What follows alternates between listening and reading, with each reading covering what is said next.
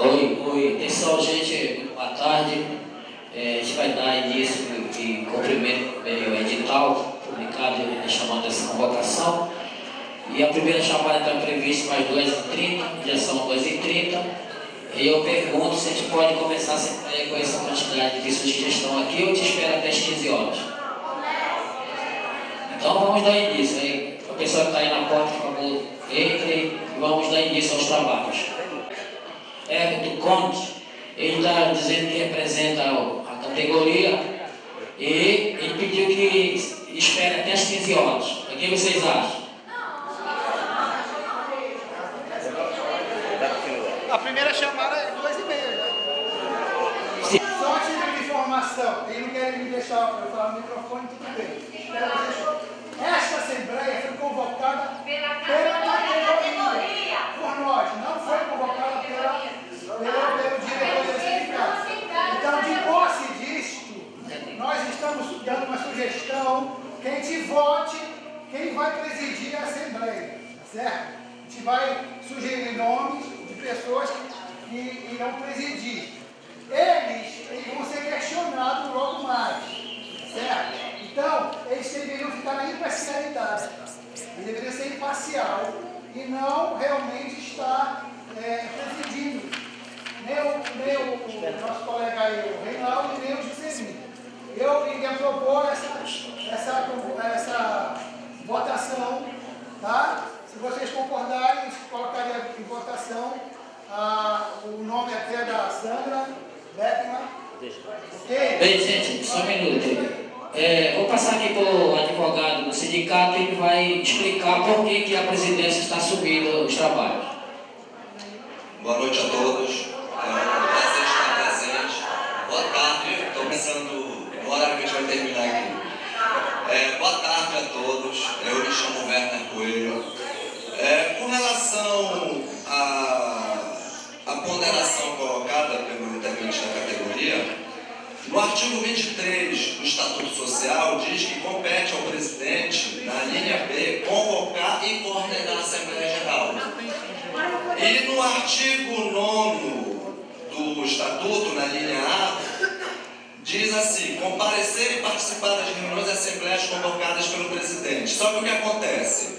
Não existe nenhum tipo de atribuição no Estatuto que determine que outra pessoa além do presidente presida. E outra coisa também, só para fazer o fechamento da matéria, se o Estatuto for questionado, o Código Civil, no seu artigo 58,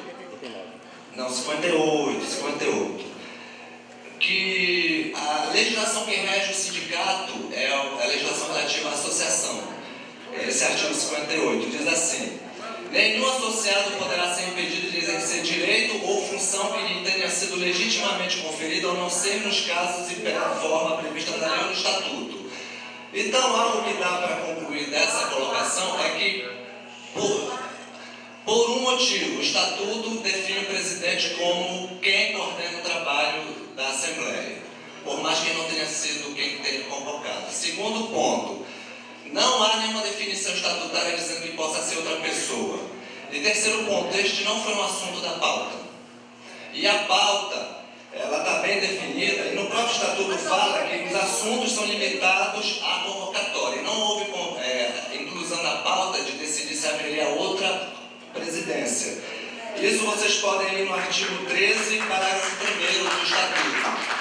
Então, uma situação aqui que se coloca é que qualquer decisão que seja tomada remelhando o estatuto significará usurpação de função legitimamente definida dentro dos termos legais e estatutários. Então, seria essa a colocação. Se houver uma eleição nesse sentido aqui, é uma eleição extra-pauta e contra a letra do estatuto e da lei. É só para ter para falar por enquanto. Pela ordem, doutor. Pela ordem aqui. Isso aqui não é uma audiência. A gente peça ao presidente. Peça a defesa aqui do... Olha, gente, a gente não veio aqui para tomar essas decisões assim. Vamos fazer o nosso trabalho sem tumultuar. O advogado, o doutor Werner aí, se ele não tiver nem a assinatura do sindicato, ele não pode nem estar falando.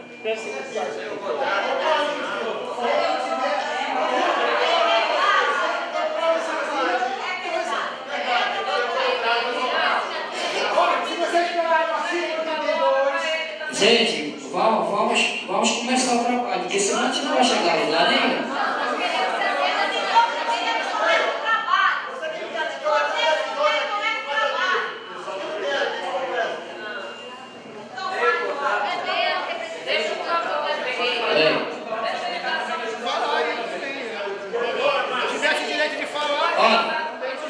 Uma exceção aqui, tá bom? Eu vou deixar o advogado, vou abrir uma exceção porque eu sou o presidente da mesa. Vocês acabaram de ouvir, a prerrogativa é toda minha, entendeu? Então, o mesmo direito que vocês têm, eu também tenho, tá? Então, a prerrogativa é minha, eu vou abrir para ele, para vocês dizerem que eu estou criando problema. Então, pode falar. Obrigado pela exceção aí, senhor Reinaldo. Primeiramente, pessoal, esse estatuto, ele é omisso na questão da Assembleia Geral. Ele não fala como vai ser a formalidade da Assembleia Geral, né? Então, como a categoria que convocou essa Assembleia Geral, ela pode também votar nas questões quem vai dirigir o trabalho, até porque a sua gestão vai ser questionada aqui. Então, como é que eu vou confiar numa mesa que a gestão está sendo questionada? Primeiramente, primeiro ponto. Segundo ponto, se o senhor for ver no artigo 82, as omissões do Estatuto serão resolvidas na Assembleia. Então, a Assembleia é soberana para resolver qualquer tipo de omissões. Pois é, mas a Assembleia é questão de resolver qualquer tipo de omissões, né? Então, tem a pauta, mas aí a gente pode dirigir o trabalho, a gente pode propor. Não, a gente pode propor sim, entendeu? A Assembleia é soberana. O presidente não é soberano, o senhor foi eleito por esse pessoal aqui. Não foi o seu voto só. Minutinho. Então, pois é, a Assembleia é soberana. E nessa questão não tem nenhuma formalidade que faz. Se eu for ler, eu até pediria para o senhor ler o Estatuto na questão da Assembleia, né? Se eu fosse ler, não tem nada que fale sobre a questão da Assembleia. Como o próprio advogado falou, que o Estatuto não prevê a questão dessa nomenclatura aí. Então, que seja dirigido o trabalho para a categoria, que seja dirigido para a Assembleia para poder votar a questão da presidência e eleger também o secretário para a gente poder dar continuidade no trabalho. Bom, vamos ouvir o doutor Werner. Para efeito de esclarecimento, sem maior desenvolvimento do assunto, eu vou ler o artigo 13 do Estatuto. A Assembleia Geral é a instância maior para a deliberação dos associados para aprovação de contas, realização de eleições gerais, fixação de mensalidades sindicais, alterações estatutárias, situação filial dos sócios, operações mercantis que envolvam imóveis ou cujo valor suplante a receita dos últimos 3 meses, filiação do sindicato à entidade sindical superior e aprovação do regimento interno. Parágrafo 1º, que é onde está o ponto central dessa discussão preliminar. Parágrafo 1º, artigo 13.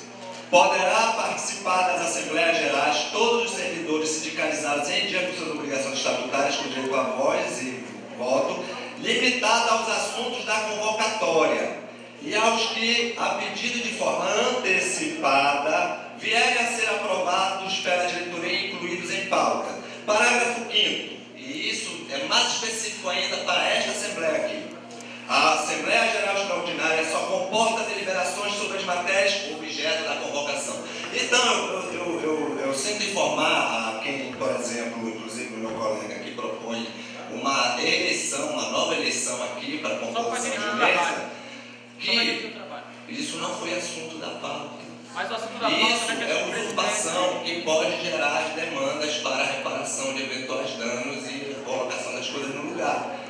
Então, se isso aqui fosse um condomínio, um clube social, até um partido político, vá lá, mas aqui é uma assembleia extraordinária de sindicato pautada. A natureza jurídica é associação. Então, mas a natureza jurídica é associativa, mas com fundamento na Constituição para deliberações de direitos laborais da categoria representada. Isso não é um clube. Isso aqui não é uma situação onde vocês vão criar uma junta governativa ad hoc e agora numa Assembleia sentar na pauta. Mas ninguém falou em junta governativa. Então, quanto a isso,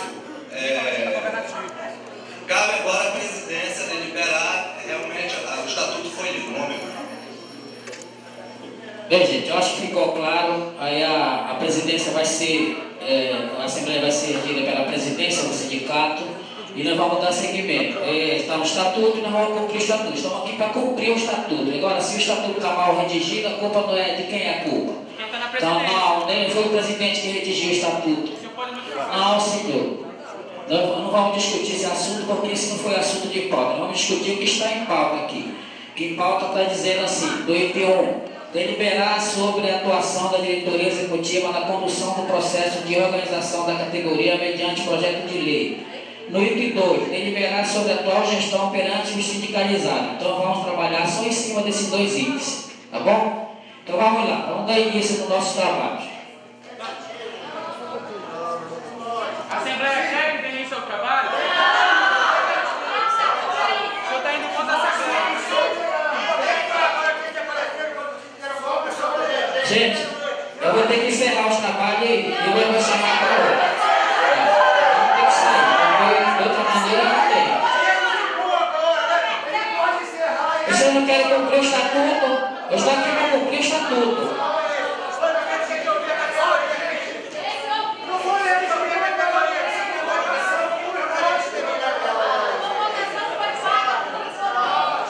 Então vamos seguir, né? Para encerrar, vamos seguir.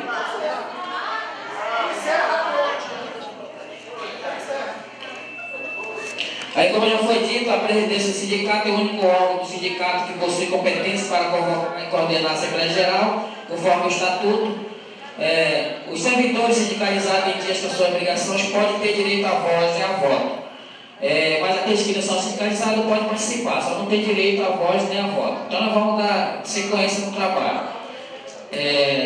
Somente serão aceitas opiniões por escrito, com a identificação do sindicalizado em dias com suas obrigações, conforme o artigo 9º, a linha F do Estatuto Social. A Assembleia Geral tratará somente de assuntos pertinentes à pauta, conforme o artigo 13, parágrafo 1º e parágrafo 5º do Estatuto Social. O primeiro assunto da pauta é deliberar sobre a situação, deliberar sobre a atuação da diretoria executiva na condução do processo de reorganização da categoria mediante projeto de lei. Sobre o projeto de lei, todos vocês sabem que desde 2010 o sindicato protocolou aqui na Secretaria da Fazenda a minuta de um projeto elaborado por uma comissão criada pelo então secretário. Esse trabalho ele foi analisado na SEAD, foi analisado na CEPOF e chegou até o PGE. Todos vocês sabem disso, nós acompanhamos. Só que, infelizmente, quando chegou na PGE, estava no final do governo e o governo não foi eleito novamente.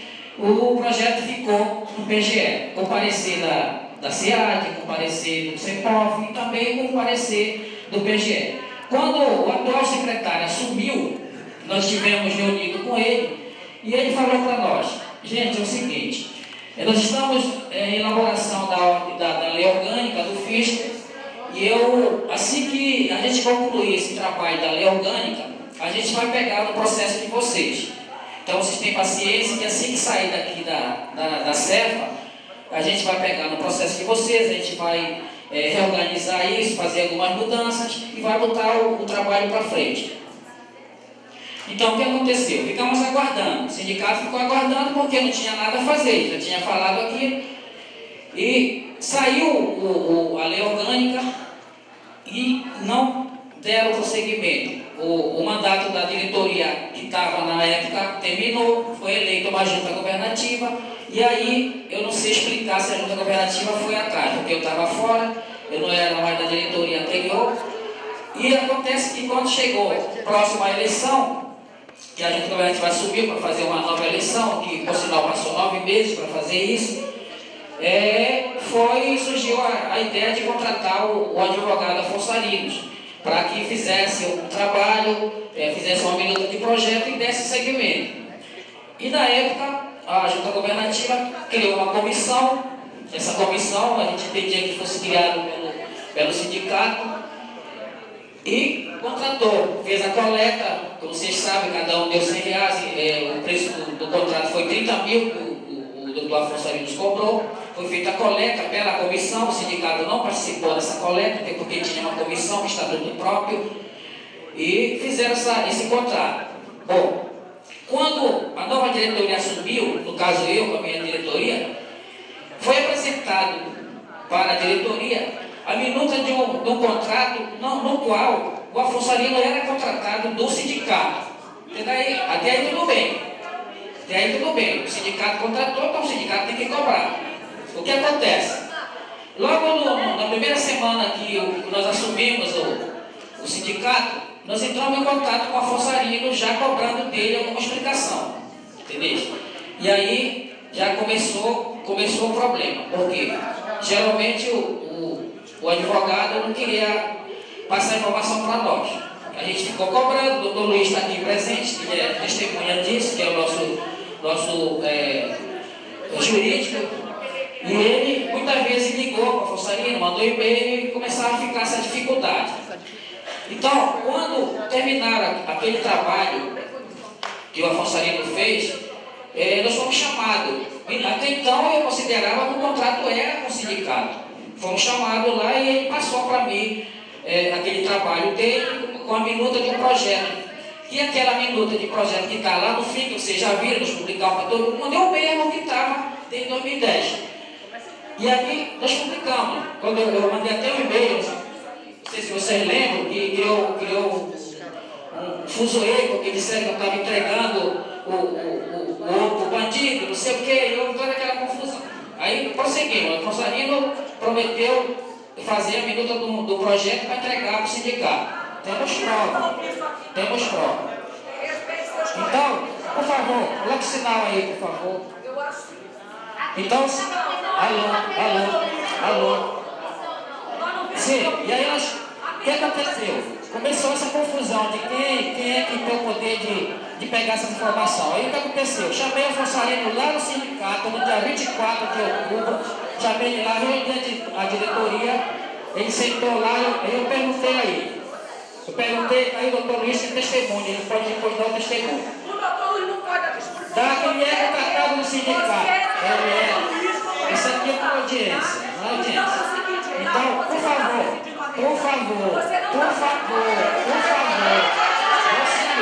Você lê. Então, o que aconteceu? Então, aconteceu o seguinte, eu chamei o doutor Afonso Arino lá no sindicato, estava o doutor Luiz presente, estava toda a diretoria. Aí eu perguntei, antes dele começar a falar, eu perguntei para ele, doutor Afonso Arino, eu quero que você me responda agora. O senhor tem ou não tem contrato com o sindicato? Ele disse, tem contrato com o sindicato. Tá, tudo bem. Eu vou fazer a segunda pergunta. A quem o senhor deve obediência? A quem você tem que se reportar? Ao sindicato ou à comissão? Disse ao sindicato. Então pronto, matou a charada, nós temos testemunha aqui. E aí, a partir desse mesmo dia, dessa reunião, ele prometeu, olha, daqui a uma semana eu vou concluir o projeto de lei que fala sobre a restauração de vocês, vou entregar para vocês do sindicato. Ficava esperando. Passou uma semana, passou 2, passou 3 e nada. Começaram a cobrar dele. E nada. Ele mandou um documento para nós, dizendo que a gente tinha que decidir se era nós, se era a comissão que tinha direito de ter as informações. Quer dizer, aí ficou um negócio chato. Aí o que nós fizemos? Gente, a gente não vai poder. Sim. E aí o que aconteceu? O que aconteceu? Nós pegamos. Vai ficar assim também, ele vai ver todo esse negócio aí. Sim, gente. Sim. Está aqui, ó. Eu vou ler o ofício que ele mandou para a gente. Nós questionamos o trabalho, isso aqui. E ele mandou a resposta para nós. Nós mandamos o ofício da seguinte maneira para ele. Ofício número 3, ao doutor Afonso Arinos, advogado da Comissão de Servidores. Assunto, pendência de minuto de projeto de lei de nomenclatura. Prezado, solicitamos a apresentação da minuta de projeto de lei conforme acordado em reunião realizada em setembro de 2012, com a diretoria desse sindicato, em que Vossa Senhoria prontificou-se em nos enviar a referida minuta, que até hoje não foi identificado o seu recebimento. Pendência da deliberação da minuta do projeto para analisar a análise dessa entidade. Ocorre que algumas informações foram repassadas para a categoria e a mesma está nos cobrando resposta. Além disso, de modo geral, é de se assinalar a dificuldade de se dar informações relativas a este compromisso assumido pela comissão. Ademais, conhecemos o que foi determinado na execução destes acordos com esse escritório, pois tem a necessidade de analisar os trabalhos executados por Vossa Senhoria, de modo a assegurar a necessidade de tempestividade e reciprocidade na prestação de informações entre a categoria e o que absolutamente não vem ocorrendo na execução dos referidos